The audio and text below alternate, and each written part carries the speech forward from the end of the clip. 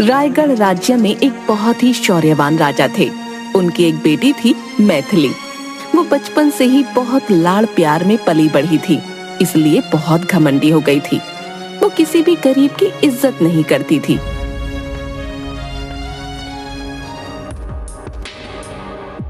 मैथिली, कहाँ हो आप? हमें मंदिर जाना है। क्या फिर से मंदिर? गुड़िया, आज तुम्हारा जन्मदिन है, तो मैंने सोचा है कि मैं तुम्हारे हाथों से गरीबों को कुछ कंबल दान करवाऊं। पिताजी, आप भी ना कंबल ही दान करने थे तो आप ही कर देते। मुझे मंदिर में ले जाने की क्या जरूरत है? बहुत कहने पर राजकुमारी मंदिर जाने को तैयार हुई।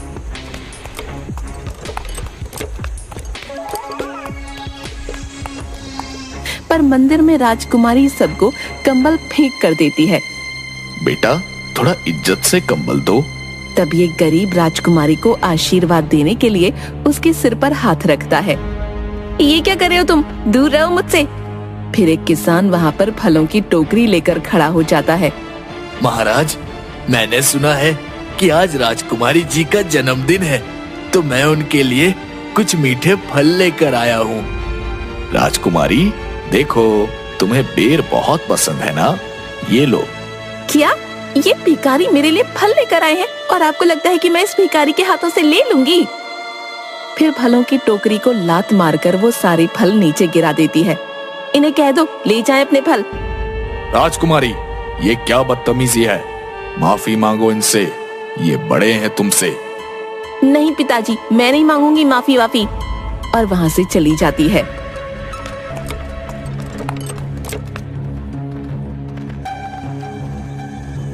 राज्य में लोग आपस में बात करते हुए, अरे देखा, आज राजा की बेटी कितने घमंड के साथ सबसे पेश आ रही थी। भाई, अपनी औलाद को हमारे राजा राह पर नहीं ला पाए। कहाँ हमारे राजा का बर्ताव और कहाँ राजकुमारी का घमंडी स्वभाव। सही कहा भाई, पता नहीं राजा कभी उसे सुधार पाएंगे या नहीं। किसी के साथ बात तक करने नहीं आती राजकुमारी को। शाम को राजकुमारी के जन्मदिन की दावत में सब लोग भोजन कर रहे होते हैं। पिताजी, ये आपने क्या बनवाया है? आपको पता है ना, मुझे पालक की सब्जी बिल्कुल पसंद नहीं है। और ये दही बड़े में दही इतना खट्टा। और थाली पर से उठकर चली जाती है। राजा बहुत अपमानित महसूस करता है। शाम को जब राजा अकेला बगीचे में बैठा होता है, तब उसके कंधे पर कोई हाथ रखता है। मौसी, आप? हाँ बेटा, आज मैंने सोचा कि आज राजकुमारी के जन्मदिन पर उससे मिलकर उसे आशीर्वाद दे दूंगी, पर यहाँ आकर देखा तो। मौसी, मुझे लगता है मेरी ही परवरिश में कोई कमी रह गई है, पर अब मैं क्या करूं कि वो सबकी इज्जत करना सीख जाए। मेरे पास एक तरकीब है। देख, मैं राजकुमारी के लिए कंगन लेकर आई हूँ। राजा की मौसी राजकुमारी को कंगन पहनाती हैं, पर वो कंगन राजकुमारी को चुभ जाते हैं। मौसी, आप ये क्या कर रही हो? मुझे बहुत दर्द हो रहा है, नहीं पहनना मुझे कोई कंगन। कुछ दिन बाद राजा का पूरा राज्य दूसरा राजा हड़प लेता है। राजा राजकुमारी को लेकर एक छोटे से गांव में जाकर रहने लगता है। बेटा, अब हमें यहीं रहना पड़ेगा। क्या यहीं? पर पिताजी, मैं इस झोपड़पट्टी में कैसे रहूंगी? आपको पता है ना, इन गरीबों को देखकर मेरा दम घुटता है, और आप मुझे इन्हीं के बीच में रहने के लिए कह रहे हैं। हाँ बेटा, पर तुम्हें तो पता ही है ना कि अब मेरा पूरा राज्य मुझसे छीन चुका है, तो हमें कुछ दिनों के लिए यहाँ रहना होगा। फिर राजा और राजकुमारी दोनों उसी झोपड़पट्टी में रहने लगते हैं। एक दिन राजा को काम के सिलसिले से कहीं बाहर जाना पड़ा। बेटा, कुछ दिनों के लिए मुझे दूसरे राज्य में जाना पड़ेगा, बहुत जरूरी काम है। पर पिताजी, मैं यहाँ अकेली इन भिखारियों के बीच में नहीं रह सकती। आप मुझे भी अपने साथ ले चलिए ना। नहीं बेटा, वहाँ तुम्हारी जान खतरे से खाली नहीं होगी। तो फिर आप भी मत जाइए। काम बहुत जरूरी है, नहीं तो तुम्हें छोड़कर मैं बिल्कुल नहीं जाता। अच्छा सुनो, यहाँ पर तुम्हें ही खाना बनाना होगा, और हाँ, सारा काम भी तुम्हें ही करना पड़ेगा। तुम थोड़ा अपना ध्यान रखना, और हाँ, अगर कुछ समझ ना आए तो आसपास किसी से मदद ले लेना। राजा वहाँ से चला जाता है। बहुत जोरों की भूख लग रही है, पर अब यहाँ तो मुझे ही खाना बनाना पड़ेगा। पर ये चूल्हा, ये कैसे जलाऊं? कैसे जलता है ये? वो चूल्हा जलाने की बहुत कोशिश करती है, पर फिर भी नहीं जलता। उसे ऐसे देख एक बूढ़ी औरत उसके पास आती है। क्या हुआ बेटा? कुछ नहीं, तुम्हें क्या? जाओ और जाकर अपना काम करो। अरे अपना काम ही कर रही थी, पर मैंने घर में इतना धुआं निकलते देखा तो देखने आ गई कि क्या हुआ। यहाँ आकर देखा तो तुम चूल्हा जलाने की कोशिश कर रही थी। लाओ मैं तुम्हारी मदद कर दूं। मैंने कहा ना तुम्हें, मुझे तुम्हारी जरूरत नहीं है, मैं खुद चूल्हा जला लूंगी। अच्छा ठीक है, तो तुम ऐसी ही कोशिश करती रहना। अब अच्छा सुनो, जला दो चूल्हा। फिर बुढ़िया चूल्हा जला देती है और खाना बनाने में भी राजकुमारी की मदद करती है। तभी उसकी पोती गंगा उसे बुलाने आती है।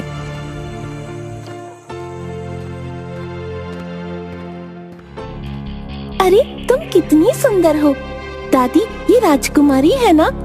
राजकुमारी के बालों को हाथ लगाकर, तुम्हारे बाल कितने सुंदर हैं।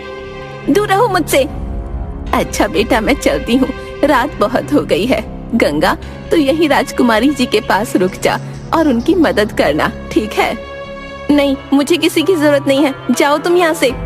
अरे पर यहाँ रात में कभी कभी जंगली जानवर घर में घुस आते हैं। बेटा तुम अकेली हो, तुम्हारे पिता ने मुझे तुम्हारा ध्यान रखने के लिए कहा था, तो इसे यहीं पर रुक जाने दो। ठीक है, पर तुम मुझसे दूर रहना, समझी? रात को गंगा राजकुमारी के साथ रुक जाती है, पर राजकुमारी गंगा से परेशान हो जाती है।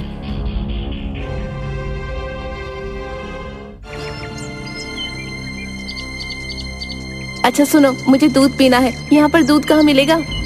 वो तो ठीक है, पर आप पहले मुझे ये बताओ कि आप गाय का दूध पिएंगी कि भैंस का? अरे किसी का भी दूध ले आओ। तो आप एक काम कीजिए, आप मेरे साथ चलिए, मैं आपको तबेले से ताज़ा ताज़ा दूध पिलाऊंगी। क्या तबेला? ये क्या होता है? चलो आज मैं आपको दिखाती हूँ। फिर गंगा राजकुमारी को तबेले में लेकर जाती है।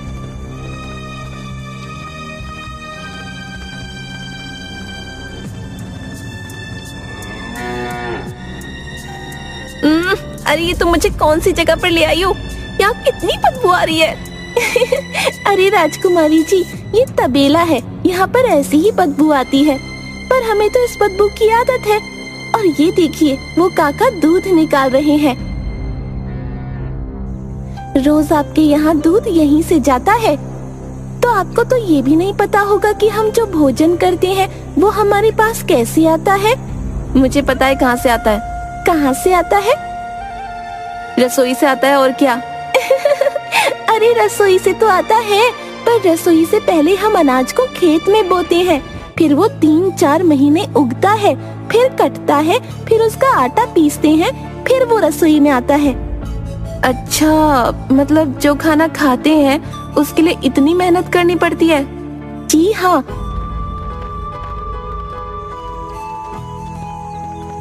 वो देखिए,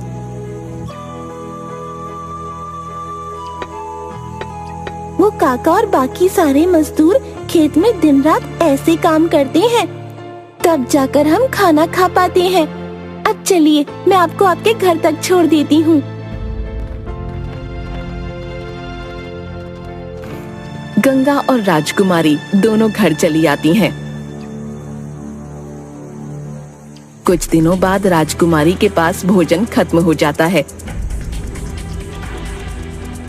अरे अब तो घर में थोड़ा सा भी राशन नहीं बचा। एक काम करती हूँ, पास की राशन की दुकान से कुछ सामान ले आती हूँ।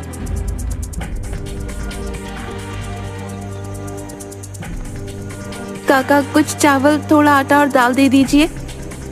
ठीक है बिटिया। सामान लेकर राजकुमारी जाने लगती है। अरे बेटी पैसे? पैसे? पर वो तो मेरे पास नहीं है। क्या पैसे नहीं है? पर तुम मुझसे बिना पैसे में सामान नहीं ले जा सकती। पर काका मैं बहुत भूखी हूँ और घर पर कुछ भी खाने को नहीं है। मैं भी ले जाऊँ? फिर आपको बाद में पैसे चुका दूंगी। नहीं, मैं बिना पैसे में तो अपनी माँ तक को सामान ना दूं, तो तुम किस खेत की मूली हो? काका, इस सामान के बदले आप जो बोलेंगे मैं वो करने को तैयार हूँ, पर अभी मुझे सामान ले जाने दीजिए, मैं बहुत भूखी हूँ। अच्छा तो एक काम करो, मेरे खेत में कुछ काम है, तुम वो खत्म करके दे दो, मैं तुम्हें ये सारा सामान ले जाने दूंगा। ठीक है काका। फिर राजकुमारी दुकानदार के खेत में उसका बताया हुआ सारा काम करती है। तब उसे एहसास होता है कि वो जिस खाने का अपमान करती थी वो कितनी मुश्किल से उगाया जाता है। कुछ समय पहले मुझे खाने की कदर नहीं थी और आज खाने के लिए मुझे कितनी मेहनत करनी पड़ रही है। फिर वो काम करके अपना सामान घर ले जाती है। राजकुमारी को बहुत तेज बुखार आ जाता है। राजकुमारी जी, राजकुमारी जी, अरे आप तो बहुत कांप रही हैं। फिर गंगा राजकुमारी के हाथों को अपने हाथ में लेकर मसलने लगती है तो देखती है कि उसके हाथों में छाले पड़ गए हैं।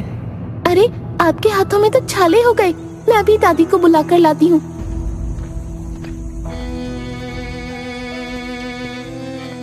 दादी, दादी! राजकुमारी जी को बहुत तेज बुखार हो गया है, उनके हाथ पैरों में भी छाले पड़ गए हैं। आप चलो उनके हाथ पैरों पर आपका बनाया मरहम लगा दो। फिर बूढ़ी औरत राजकुमारी के हाथ पैरों में मरहम लगाती है और गांव के कुछ लोग वैद्य को बुलाकर लाते हैं। वो राजकुमारी की सेवा करते हैं। राजकुमारी सुबह उठती है तो देखती है कि उसके लिए सभी गांव वाले बहुत परेशान हो रहे हैं और गंगा को उसके पैर दबाता देख राजकुमारी बोलती है, अरे गंगा, तुम ये क्या कर रही हो? हटो यहाँ से। मुझे पता है राजकुमारी जी, आपको मैं बिल्कुल पसंद नहीं हूँ, पर आपको कल रात से बहुत तेज बुखार था, बस इसीलिए हम सब यहाँ पर। ये सब सुनकर राजकुमारी का सारा घमंड चूर चूर हो जाता है। तभी राजा वहाँ आ जाता है।